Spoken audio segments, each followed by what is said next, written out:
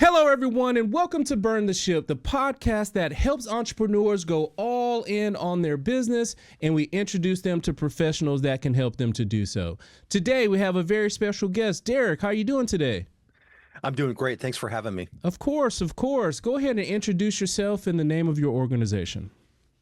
So my name is Derek Leblanc. I'm president of the Kids S.A.F.E Foundation. We're a 501c3 nonprofit based in Oregon, and we specialize in kids firearm safety. Awesome, awesome. Thank you so much for coming on to the show today. We understand that time is one of our most valuable resources. So tell us a little bit about your journey, Derek. So my journey to get here started back in 2014 when I was a new instructor and I was working a graveyard shift on a local construction project. And there was this flash of light as I was driving a dump truck through the middle of my town in Eugene, Oregon.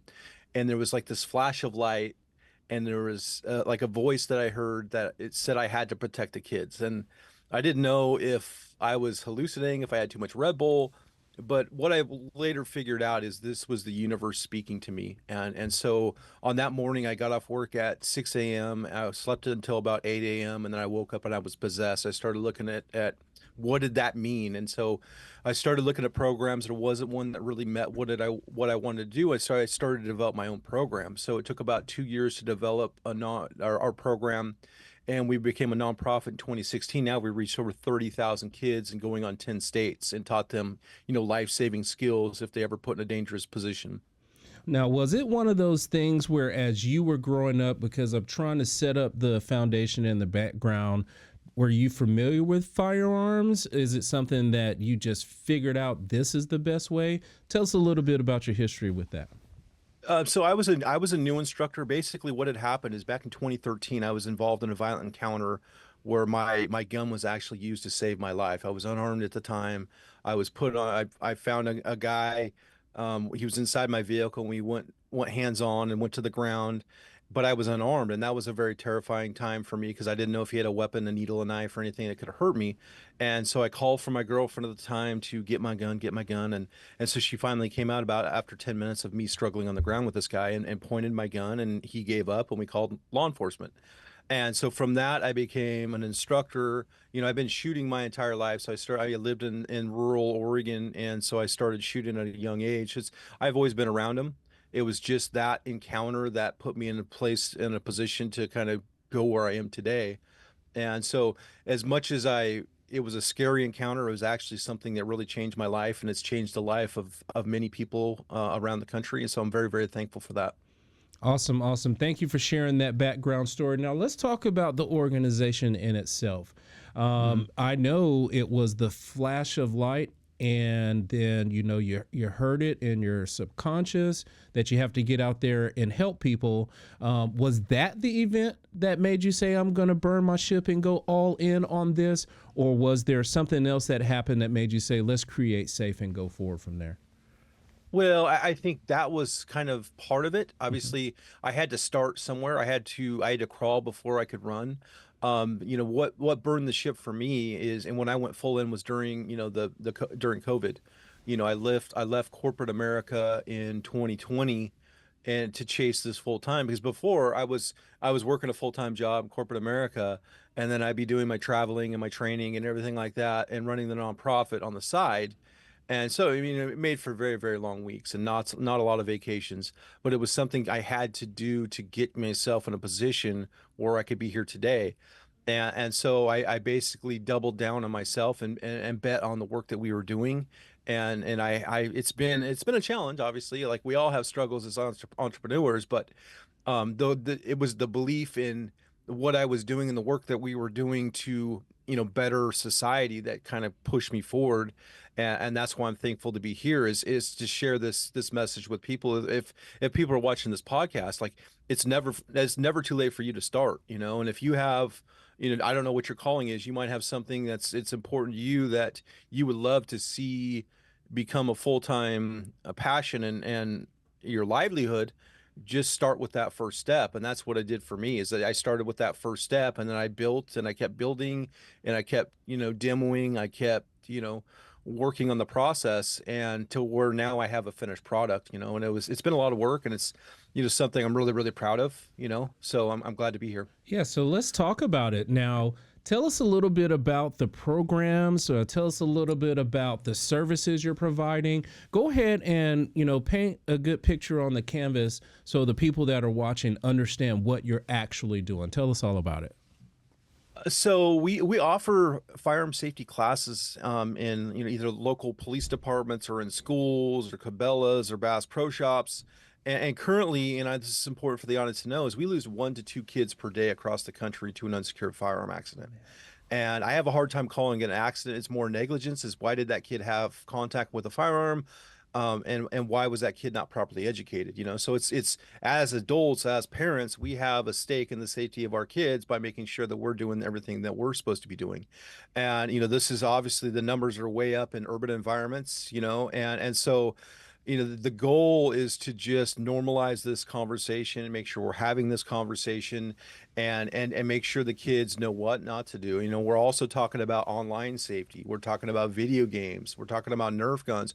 We're talking about anti-bullying. And so it's through these classes that we offer, we've stopped school shootings because of kids that have been through our program. And so everything we do is all about the safety of our kids, and that's the benefit of being a small, nimble organization, is we can change with trends. We can go where the kids need to be protected, and that's the benefit of being a small organization. Even though we don't have the bandwidth that other bigger organizations might have because they have the funding, we have our ears to the streets, and we're making sure that we do everything we can to protect those kids.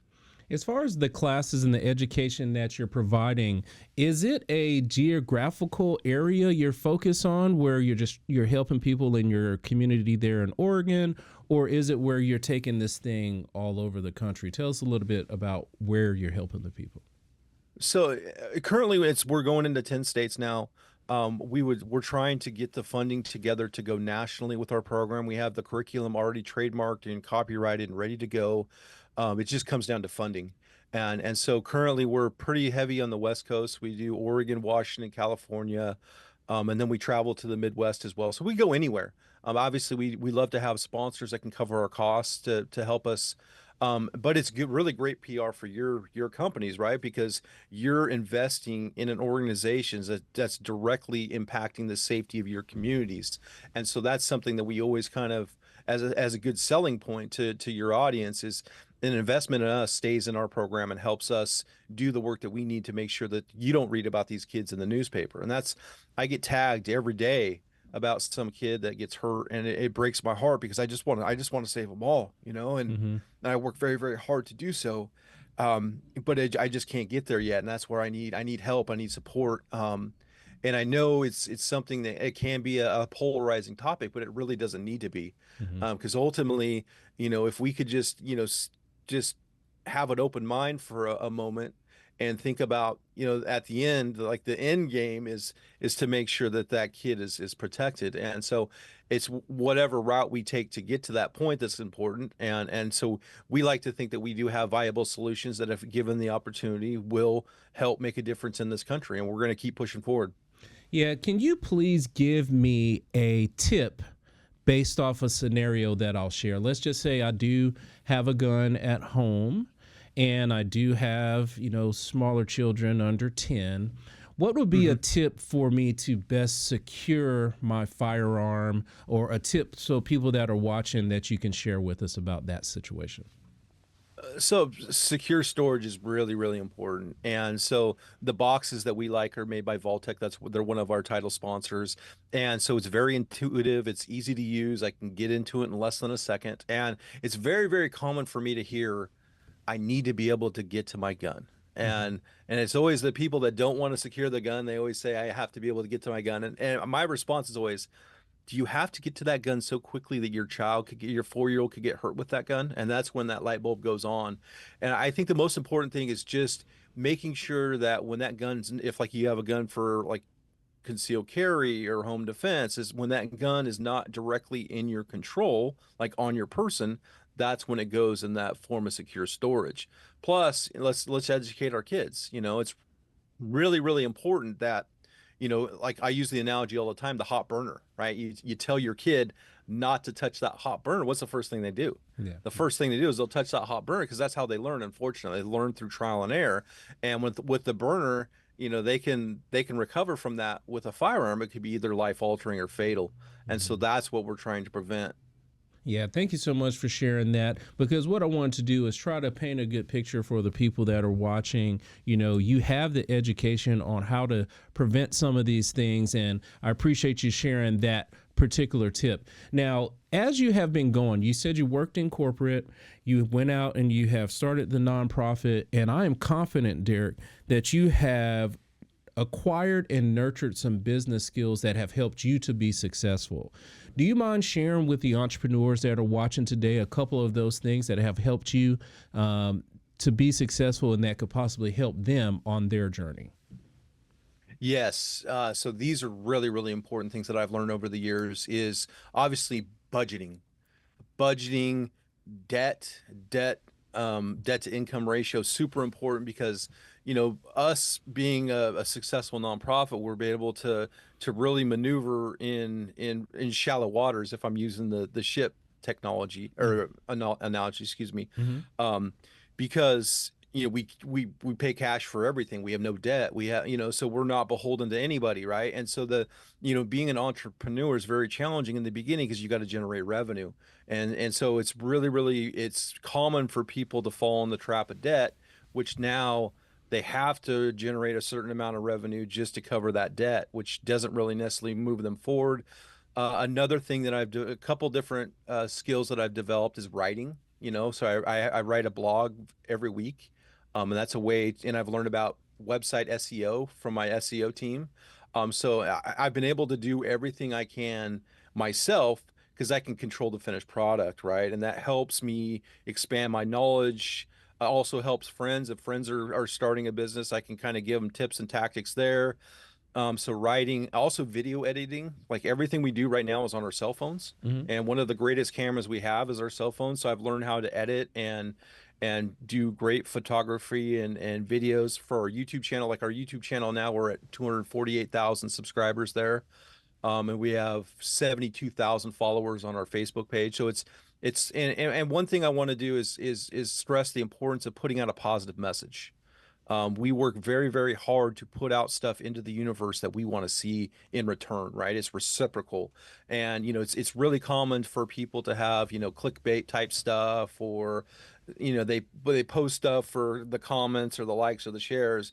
And it might not be the most positive thing that we should be putting out into the universe. And so I think as an organization, we've worked really hard to put out stuff that we want to see in the universe. And so I hope these tips help. And I just trust and believe in yourself.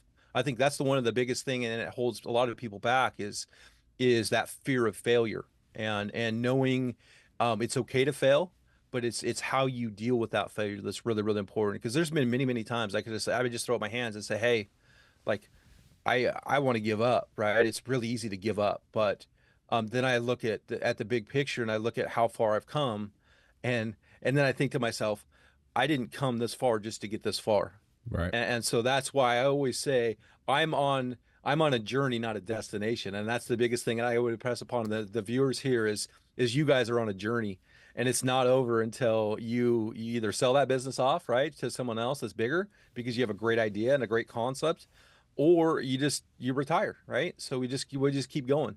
Yeah. Staying positive is a very important key to all things. I truly do believe that because, it's so easy to fall towards the negative or, lean towards the dark because it's easy to go over there, and trying to stay positive, grabbing towards the light, is a little bit challenging, but you want to try to at least do that. So I definitely appreciate you sharing that. And you touched on something else that is very important inside of the business, and that's your budgeting. A lot of people don't keep that top of mind. They're focused on whatever it is they're doing, whatever program you're trying to provide, whatever service you're trying to provide, but you don't keep your budget in mind, and that makes you make other decisions you don't want to make, when you have to worry about the fun. So I definitely appreciate you sharing those business skills. Those are very positive business skills, and I hope the entrepreneurs are watching and listening to that today. Now, let's just flip a little bit and talk about how, if all the gun safety classes are there, the kids, the parents, they are conscious of making those correct decisions, and time and money is not an issue at all for Derek. What is it that Derek would do with his time if he didn't have to worry about those things all the time? What would you do with yourself? I think I'm so hyper focused on, getting this to a level where it's like self-sustaining and we're making all this progress.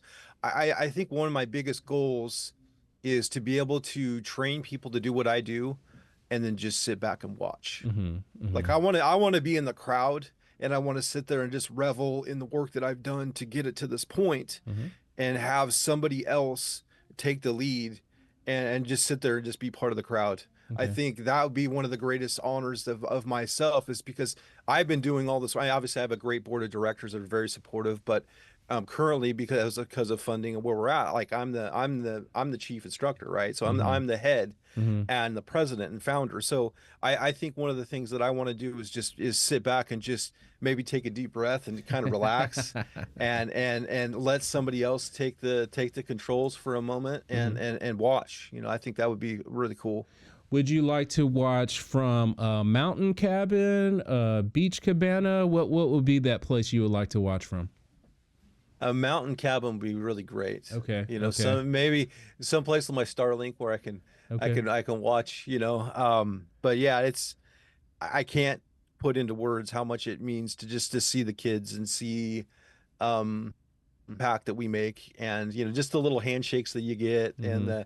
and you give them a little rubber band, like a band bracelet, Yes. and just Yes. seeing their eyes light up. I mean, it's truly, it's very special. Yeah, it is awesome. I can tell the passion that you have about your project. It just resonates through you, and I can see it gleaming and coming out. So I definitely appreciate you sharing these things about it. Now, if someone wanted to get in contact with you about sponsorships, or if they wanted more information when it comes to the classes that you offer, what's the best way for them to get in contact with you? So you can find us on our website, and we're always actively looking for sponsors. We're looking for people that need, a tax deduction, because we are a 501(c)(3). So that's the biggest asset we have, is that we can help promote your brand in a positive manner across our platforms. Obviously, you can find us on our website, kidssafefoundation.org. There's two S's there. You can also find us on our Facebook page, YouTube, Instagram, most social media platforms. Send us an email. There's a contact form on our website. We'd love to hear from you. If you enjoyed this episode and you want to learn more about the work that we do, we would love to help. And if you're new to the journey on entrepreneurship, reach out to us. We'd love to be a resource for you. The goal is just being there for our fellow Americans, and making sure that they know that there's somebody here that cares for them, their families, and is trying to do the work to make sure that their families are safe. Yes, thank you so much, man. We definitely appreciate that. And we appreciate you coming on today and sharing. We understand that it's not always easy to share those things. And especially when you talk about, peeling back a couple layers of the onions when it gets personal. And we honor all of our guests by giving them the last word. So please look into the camera and tell the people something good. So from our Monday post, we do this every Monday post on our Instagram, my Facebook page. It's not always easy, but it's worth it. And we do that every week, and it just as a way to start our week off in a positive way. We always have a really great image, something that it's going to pop. We use the hashtags, Motivation Monday, positive vibes, and the goal is just to start off the week in a good way. Mm-hmm. Excellent. Excellent. Thank you so much for sharing that. Thank you so much for coming on the show today. We truly do appreciate that. Yeah, it was a great show. Thanks for having me. I appreciate it. Excellent. And to everyone that is watching today, be kind and thanks.